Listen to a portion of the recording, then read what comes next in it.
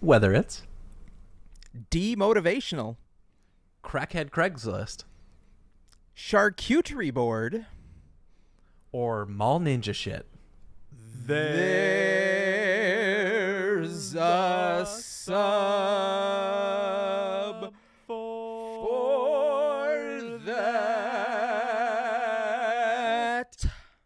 Welcome to the front podcast of the internet. That's your host, Willie McBean, and his magic machine.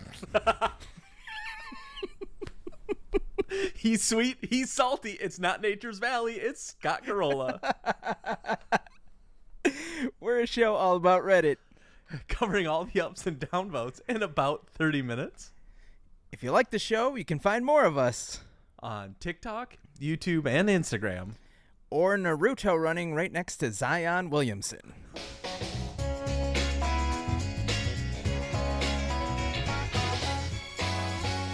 Welcome back to another episode. This week, we're just going to get in and we're not going to waste your time. We, Except for that. this little part and maybe the next couple seconds. Sometimes we prepare ourselves like right before the show and ramp up to recording. Sometimes I have a day off and I like to get everything prepared. And speaking of being prepared, this week I learned that there is something called the preparedness paradox. It means wait, I'm not prepared for this. Is that a problem? No. Or is that part could, of this? It could be, but it's preparation for a danger. H? Like That's the most prepared you should be. Always. Not a sponsor, but we'd take that butt money. So preparation for a danger like an epidemic, a natural disaster, etc., that can keep people from being harmed by that danger. However, people might not see the negative consequences from the danger, so they wrongly conclude that the danger wasn't that bad to start with. I think a lot of people do this, right? I mean, just look at their most recent disaster that we just went through. There are still people to this day who got COVID and survived, and they're like, oh, it wasn't that bad. Didn't just wipe out 1 million people. It wiped out more. It wiped out more. I know. It wiped out so many people. So many people. There was a trend on TikTok this week of this girl, and she just got lambasted. Mm-hmm. Rightly so. Once I explain what she did, you will agree. She went out and said, here's why I am not going to get my child. She's younger than us, Scott. She's like, here's why I'm not going to get my child vaccinated. She unironically said, when was the last time you heard of somebody getting polio?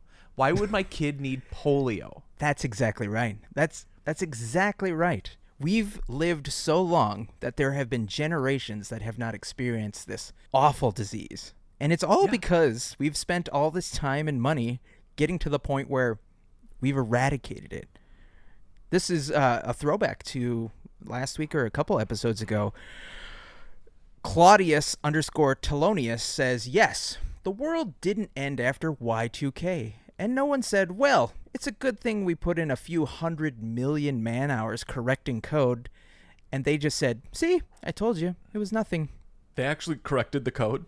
I had no idea. Dude, so many people spent, I'm sure, the entire year of 1999 just preparing for that 1 second in the flip. I was listening to another podcast, definitely not a big name podcast. They only have a few listeners, but it was called The Filmcast, and it's like the biggest movie podcast. Anyways, they were talking about Y2K, and I think there's probably plenty of listeners, Scott, who genuinely don't know what that was. Some people only know it as like an ironic wrestling term, Y2J. Oh, that was the thing? I never watched wrestling. Yeah. It's just weird that this thing that we've all experienced, but I've never been able to put a name to it. It also can hurt you in your pocketbook if you think about it.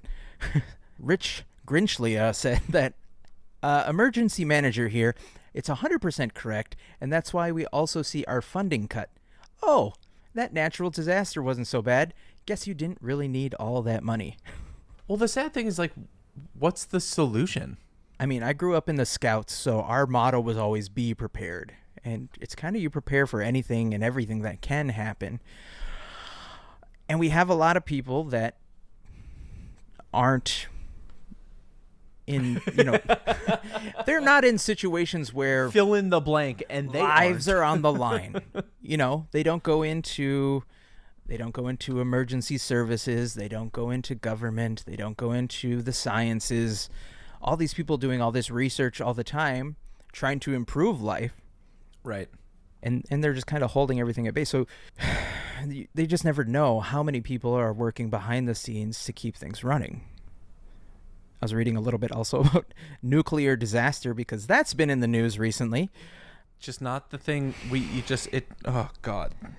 But basically the number one thing that immediately happens after a nuclear disaster that will decimate the world is famine, because all the major cities that are taken out first, all the distribution goes next. So you can't move fuel, you can't move food from point A to point B.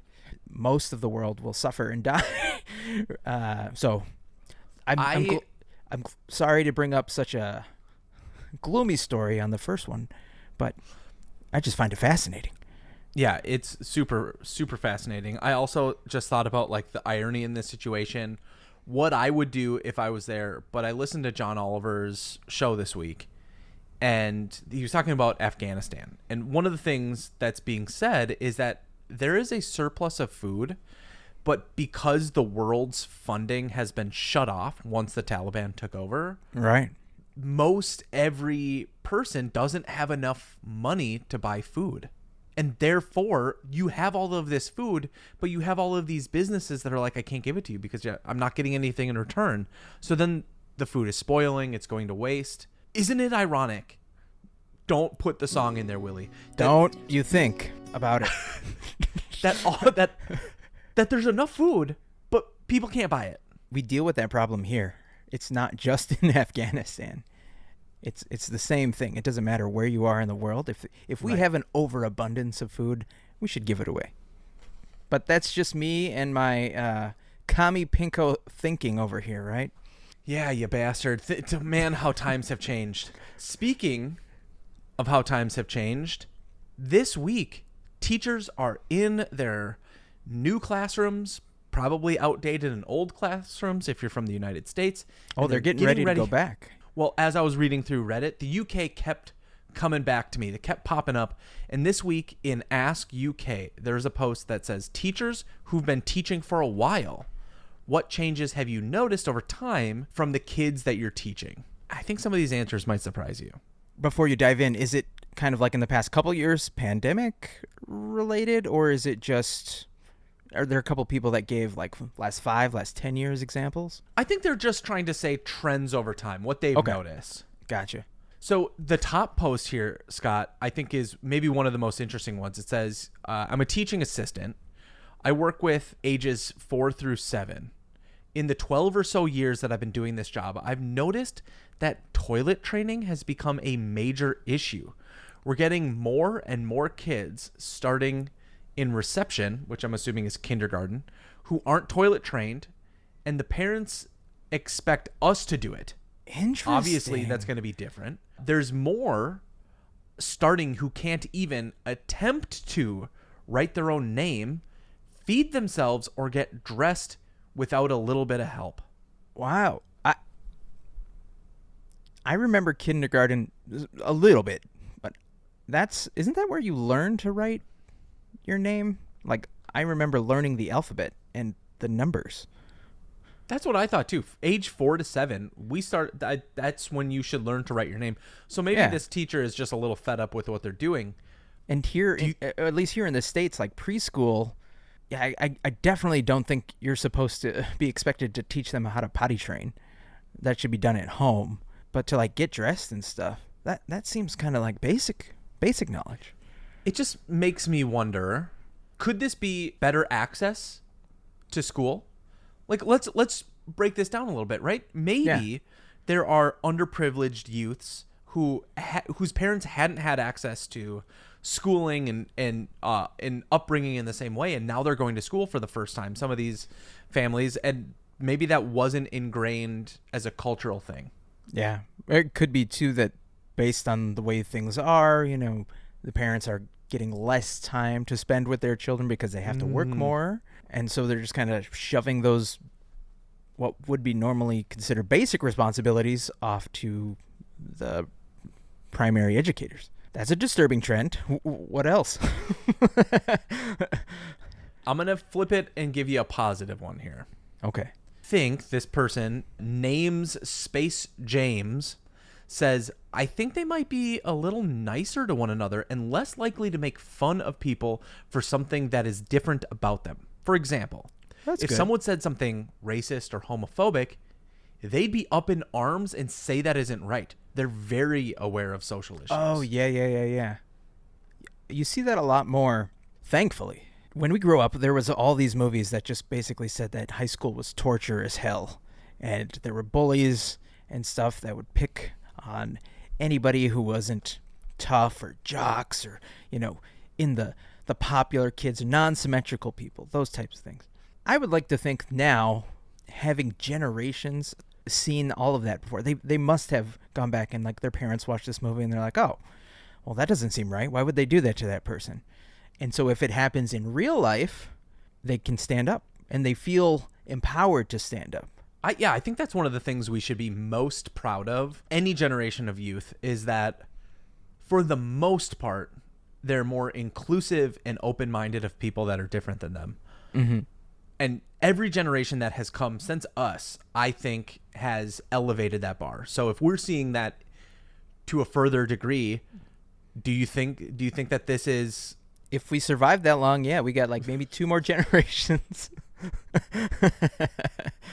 Okay, well, to end it, Scott, Rufus Boland has a few things to say from their 25 years of teaching. Good for you, One, Rufus. Far more drama in school about stuff that's gone down out of school, usually social media related. That makes sense. Mm-hmm. Kids are far more addicted to their phones to the point that they'd rather get isolated or excluded than even hand them over. Wow. Anxiety and other mental health conditions. While a fairly large portion of these are genuine, there's sadly some kids who fake it just for the attention. And lastly, better personal hygiene. These 9-year-olds have been here because the place reeks of Axe body spray rather than just pongy pits. The late 90s were really pungent. Double pits to chesty. Always. Speaking of stinky guys, this week in Shower Thoughts, men in older generations were more homophobic than our current generation.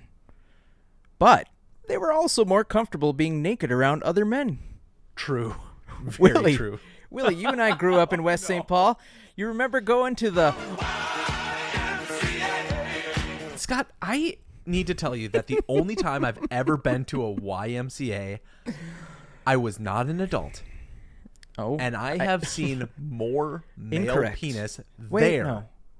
Okay. I've seen more male penis, adult male genitalia at a YMCA as a child than I've ever seen since turning 18 and above. As someone who has frequented Greco-Roman baths, can you confirm or deny that there were children present at these places? There were not. No children in the, what some would say is the very openness of Europe. Correct. But if you go to your local Y, there might be old balls from the window to the wall.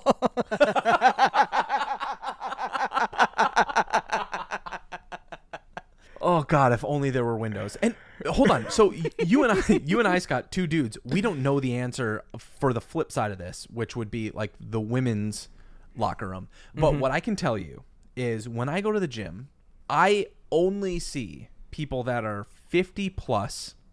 I see their nuts. You used to think they were crazy, but you can clearly see their nuts. There is one guy who likes to put 1 foot up on the bench. This guy's our age. 1 foot up on the bench, lean over and dry his feet. And I'm sorry. Did he wear boxers as a child? What a hairy asshole. Oh. You could like scrub an elephant with it, you know, like. Oh. You know those green bristle pads that you wash dishes with? That's where it comes from. It's harvested. It's just one slice off. Dude's loaded, yeah. Yeah, the irony is not lost on me. But how can you go from just spewing all this hate towards another dude when if they hadn't said anything, you might be standing next to them in the locker room saying like, "How they hanging?" I don't have to ask. And you just look down, and there they are. Yeah. Tuck them back up. Hey, buddy, come on, tuck it up a little bit. Suck it in. When you go to the gym, do you notice more people that are just kind of like conservative about their nakedness, or do you think? Surprisingly, I can't tell if they're conservative or liberal at the gym, Scott. Oh, gotcha. Generally, people are not walking around with their elephants tattooed on their ass. I plead the fifth hats. But sometimes you. I'm going to tell you a weird little fact that I found out. According to the American Public Health Association, from 1926 to 1962, nice little palindrome there, it was mandated that you had to swim nude at the YMCA. That totally makes sense to me. Why? There's an answer as to why, but I want to hear your answer. Not as to why that was the case, but because of what my parents had told me. They had men's swimming classes in middle school and high school and women's swimming classes, and it was all nude. Shut up. Really? Wow. Yeah, their swim classes had no swimsuits. They all just swam in the nude. Now, their gym teacher is in jail? Not a joke, for probably all the reasons you could just write down. Yeah, that was to be expected, I guess. But Mad Libs answer that one. The reason why was because back in the day, swimsuits were made of 100% wool.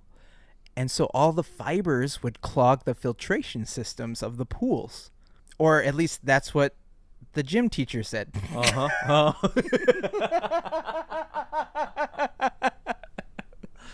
Oh, man.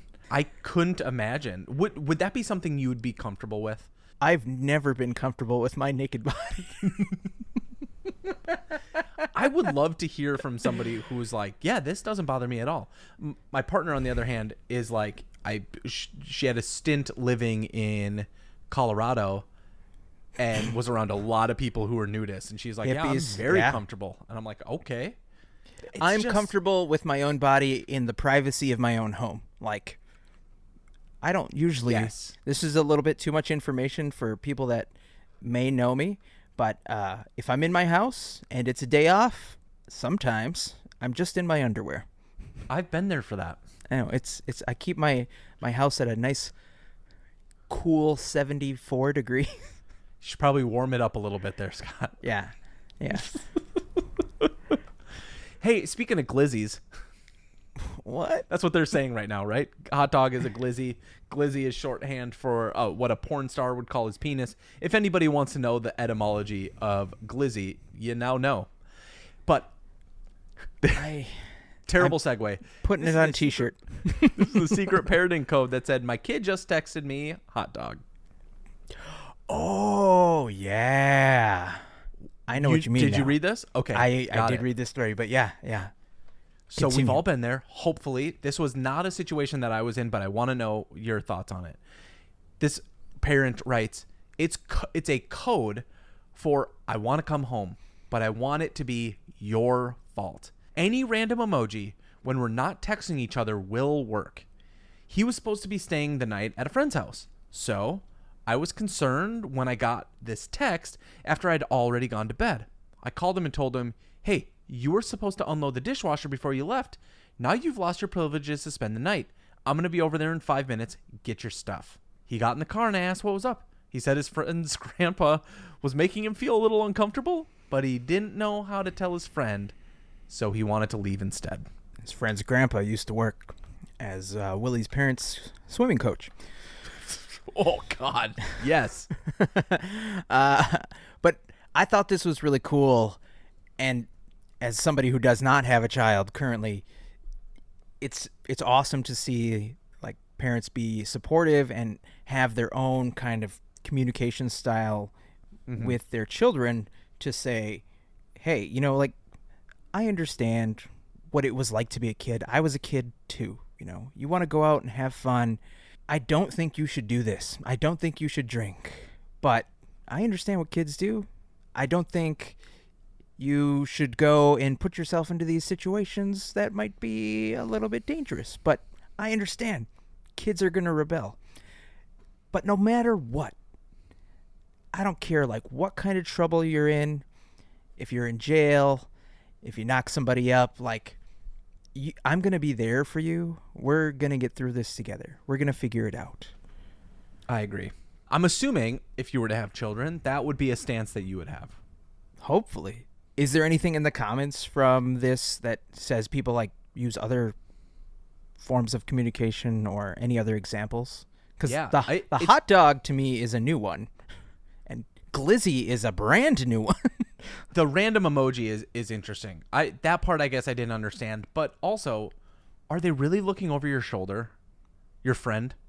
Why couldn't you just say something else? But that was the other thing I thought of too. When you text that, do you have to put like the mom on speakerphone saying like, you didn't fill the dishwasher, you better get your ass ready, I'm coming there to pick you up, how dare you lie to me? Like, what level do you take it? I'm fully prepared to go like method acting if my kid is in this situation, right? I will Daniel Day-Lewis.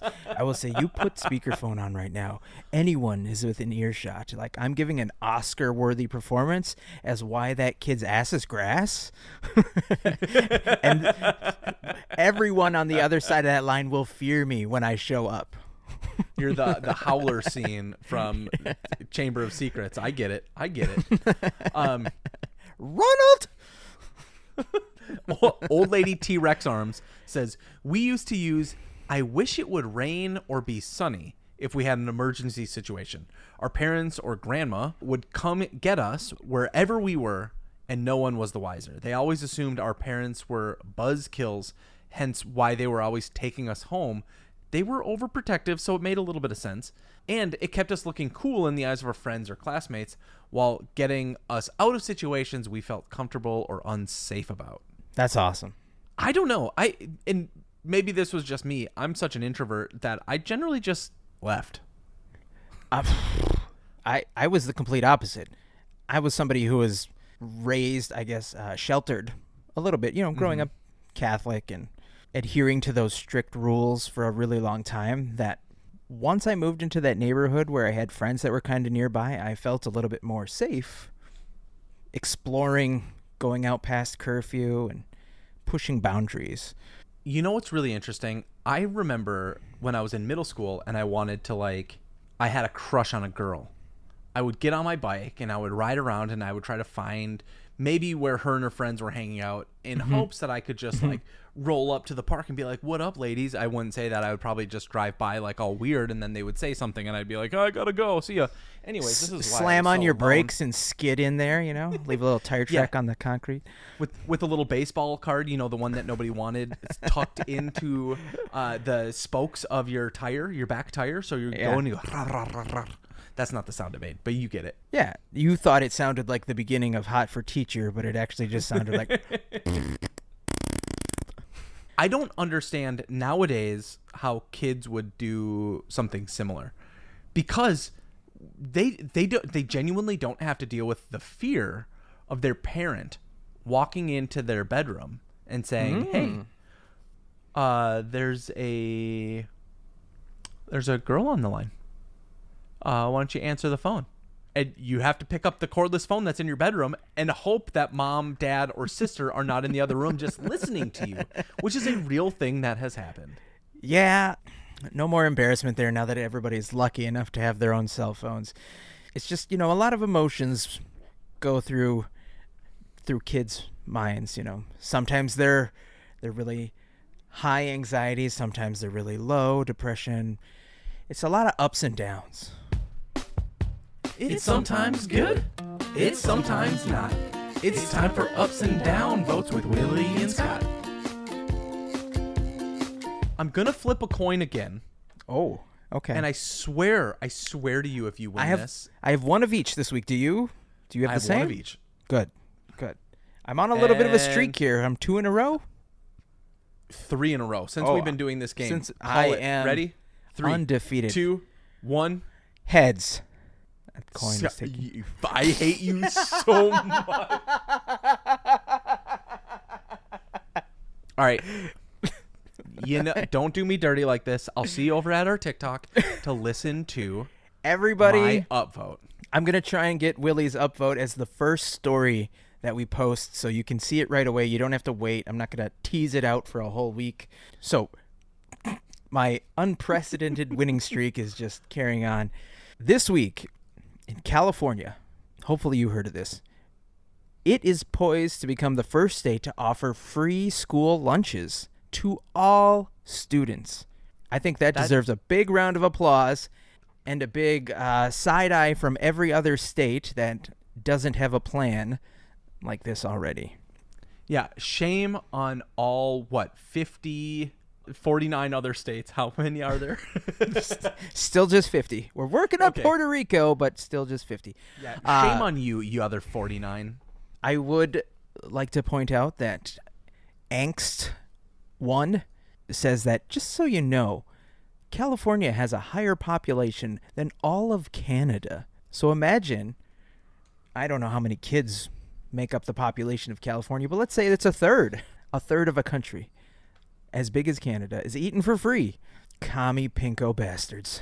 There are over 6 million students enrolled, and this is from 2020 to 2021 overall enrollment in California. That's incredible. But who's going to pay for it, Willie? Nobody should have any embarrassment or questions or wonder if a child goes to school if they get food. This is a win for California. Congratulations. I want you to comment. I want you to email the show if you think that children should go hungry. Just in general. There's at subforthat.com. Good luck with our response. My downvote of the week. Oh, you had to have heard about this, because I swear to you, it's maybe my downvote of the year. The Willennium? The Willennium. This person has unfortunately skyrocketed to infamy, and I don't believe that they should have any amount of fame. But, and we'll get into it here in a second, but from r/United Kingdom, there's a link to GQ magazine that says how Andrew Tate built an army of lonely, angry men. Do you know who this is? No, but ironically enough, one of the stories that I was going to make exclusively for our TikTok mentioned that name, and I was like, I have no idea who the fuck this is, so I'm not going to pick that one. But I said that if a woman is going out with a man, she belongs to that man. That's his woman. So she wants to do OnlyFans. She owes him some money because she's his. It's not about being property. It's about the fact that she belongs to him, and the intimate parts of her body belong to him because they're in a relationship. And if she wants to sell those, he has a stake in those intimate parts of her body. I just want to say that this person, Andrew Tate, is one of the worst human beings, full stop. I'm really glad I have never heard of this person until today.